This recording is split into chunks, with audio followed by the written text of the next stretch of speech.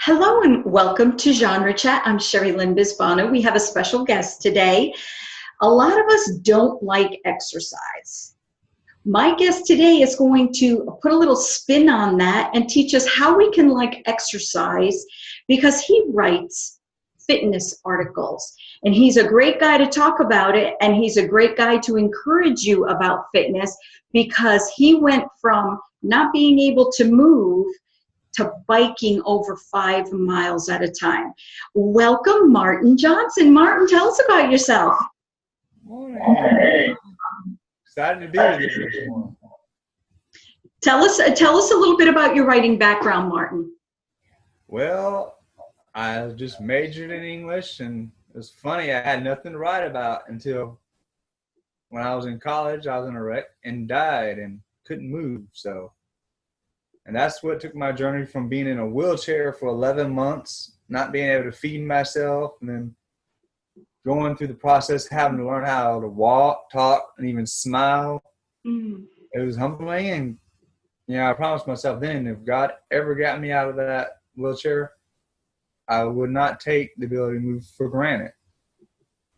Well, I know your story. We're very good friends, so I know your story, but it's a remarkable story because God brought you back from the dead and you couldn't even move. You went from not even be able to move. And didn't the doctor say you wouldn't even be able to walk?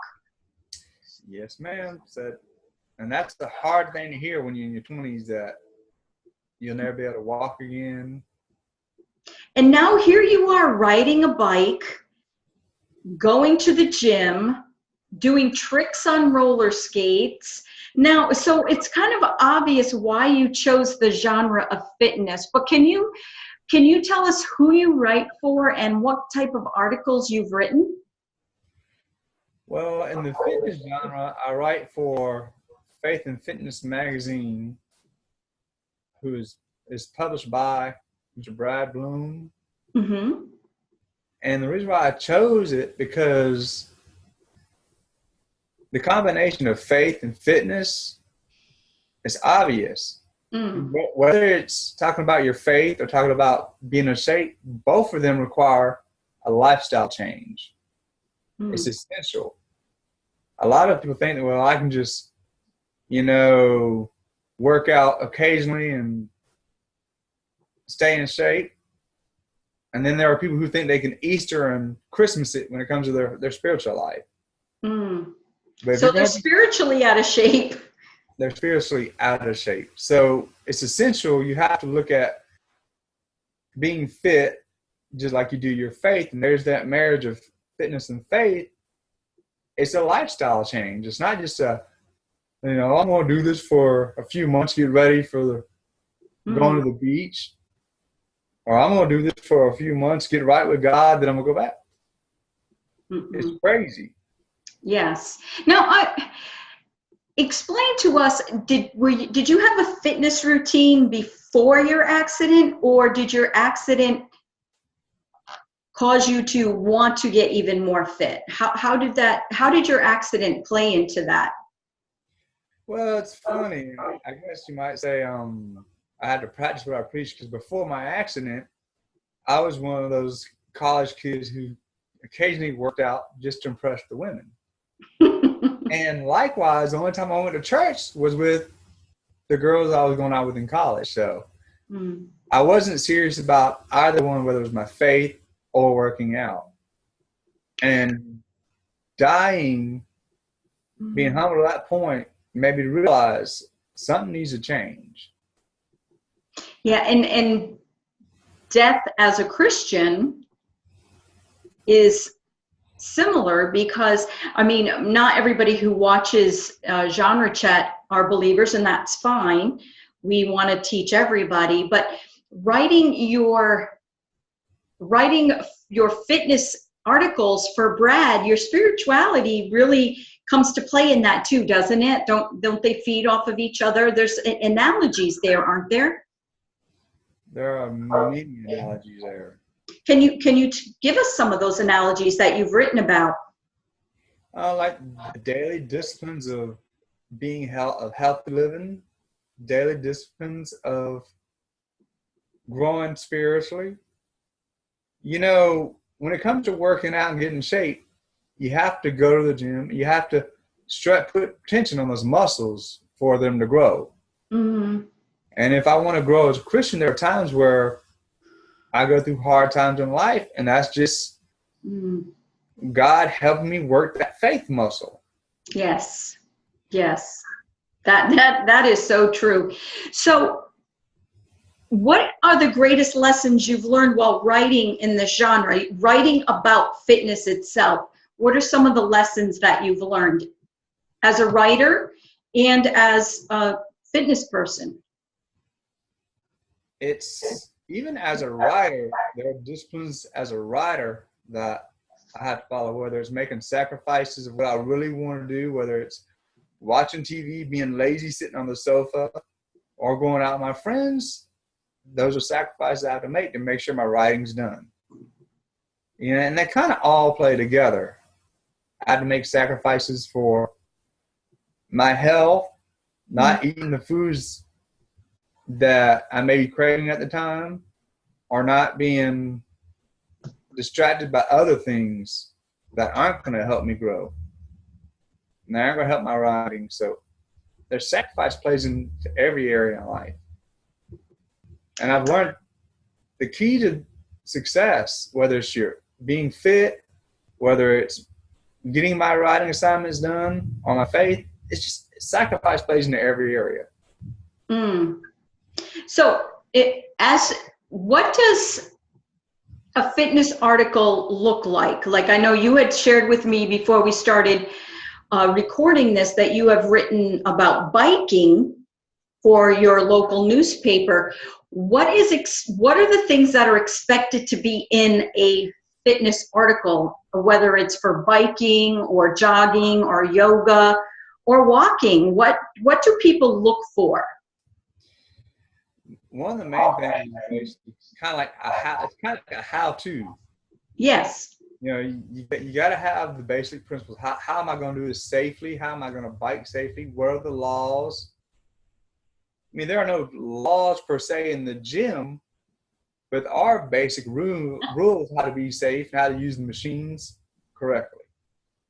Now, do personal stories, are those big for people who read fitness articles? Do they want to hear personal stories? Do they want just the how-tos, or do they want both?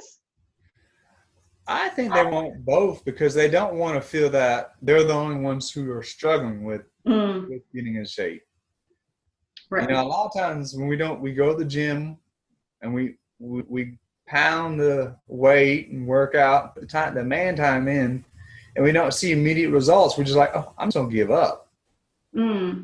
You know, and it's just like in life, everything takes time. It's not an overnight process. I think that's the hardest part. It's not an overnight process. Just like writing, I mean, there's so much to it. And it's not, an article is not just a one-time write it and send it, right? What else? I mean, a fitness article needs to be edited. It needs to be reread, correct? Correct. Got a phone call there, huh? It's okay. When I interview people, sometimes the cat walks in front of the camera, or the kids come and wave. We just welcome it, because this is just a laid back interview. Now, if somebody wants to get into fitness writing for a fitness magazine, what are some points that you would give them? You know, one of the best pieces of writing advice I've ever been given is key. Write about what you know about it. Because I know we live in the day of technology. Everybody thinks they can just get on the internet and Google this and everything's gonna be hunky-dory, but it doesn't work that way. You know, you have to really test these theories that, I mean, there are a million get in shape quick fads out there. You know, so just going by what you know on the internet doesn't make it gospel. Right. Write So about you're telling me if I want to write about going to the gym and working out, I need to go to the gym and work out because, you know, well, I was just thinking I could say, well, I was lifting barbells, but they don't call them barbells anymore, do they? they do have barbells. But are there certain things, like some people may not have been in the gym lately, and there's so many different types of machines and verbiage that people use that are up to date and not past, correct? Correct. Can you give us a few examples? Because I know when I've been to the gym, I've heard some things and I'm like, I don't remember hearing that before. Like one of the things, and this is kind of one of my pet peeves, is a cliche going beast mode. You know, there's this belief you have to go in the gym and you have to spend hours on in there, and that is an effective workout. But they don't, you know, go in the gym and sitting down. And nowadays there are TVs everywhere. Oh yeah. Sitting on the equipment and watching TV or playing on your phone for 2 hours, it doesn't count. Right, because you're not focusing and paying attention. It's just like working out is just like writing. You got to keep at it to get good. Now, is this writing fitness? How does that differ from, like, I know you're writing a screenplay and you're also writing a nonfiction book. How does writing fitness differ from them? For me, writing fitness is more something that hands-on. It's more tangible. I can it's easier for me to explain things and help people visualize and comprehend, just because, you know, there's gyms everywhere. And you are a fitness person. You're either biking or at the gym or roller skating or something. You're doing that. You're consistently working at being healthy. Like we have to consistently work at writing well. So what other works in progress do you have? I know I mentioned them, but you want to talk about them just a little bit? Sure. I have an article preparing to pitch to Faith and Fitness magazine on biking. It's more of an outdoors angle, biking outside.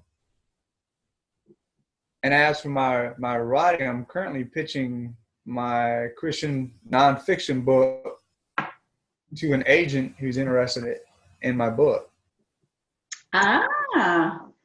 And is that a nonfiction book? It's a nonfiction book.